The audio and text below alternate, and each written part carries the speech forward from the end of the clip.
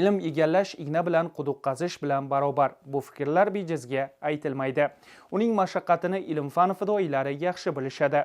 Ilm egallashning ahamiyati, uning o'ziga xos qiyinchiliklari, inson uchun barcha eshiklar faqatgina ilm orqali ochilishini tushuntirish, kitobxonlikka qiziqtirish maqsadida joylarda akademik va olimlar bilan uchrashuvlar o'tkazilmoqda.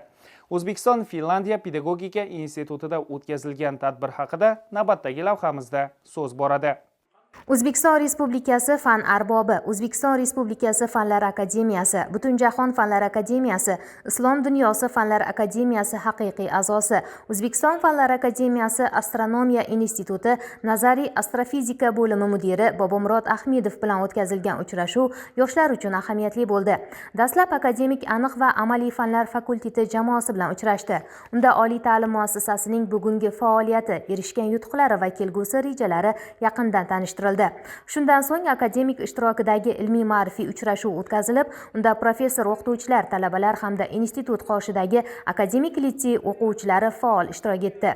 Uchrashuv davomida akademik Bobomurod Ahmedov yoshlarga yaratilayotgan imkoniyatlar, ilm-fanga qaratilayotgan e'tiborning ortib borayotgani va ulug' ajdodlarimizga munosib avlod bo'lib yetishish mas'uliyati haqida qimmatli fikrlarini bayon etib, yulduzlar paydo bo'lishi va evolyutsiyasi mavzusida qiziqarli ilmiy ma'ruza qildi.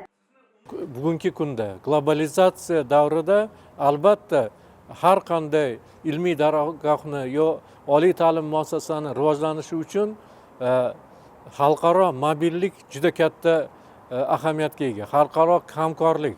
Mana shu nuqtai nazardan bu yerdagi Samarqanddagi O'zbekiston Finlandiya pedagogika institutini niyatlari juda yuqori. Bu yerda bir tomondan xalqaro ilmiy hamkorlik, ikkinchi tomondan xalqaro ilmiy mobillik va yuqori sifatli pedagog kadrlarni tayyorlash masalasi qo'yilgan va men o'ylayman, bu pedagogika instituti o'ziga qo'yilgan yuqori vazifalarni uddalab bizani davlatimizga ixtisoslashgan maktablarga, ixtisoslashgan maktablarga, prezident maktablariga, qolaversa oliy ta'lim maktablariga yuqori sifatli kadrlarni tayyorlab beradi. Tadbirda ishtirokchilar mavzu yuzasidan o'zlarini qiziqtirgan savollariga javoblar olishdi. Darhaqiqat bunday uchrashuvlar oliygohda ilm-fan rivoji va yoshlarning ilmiy salohiyatini yuksaltirishda alohida ahamiyat kasb etadi.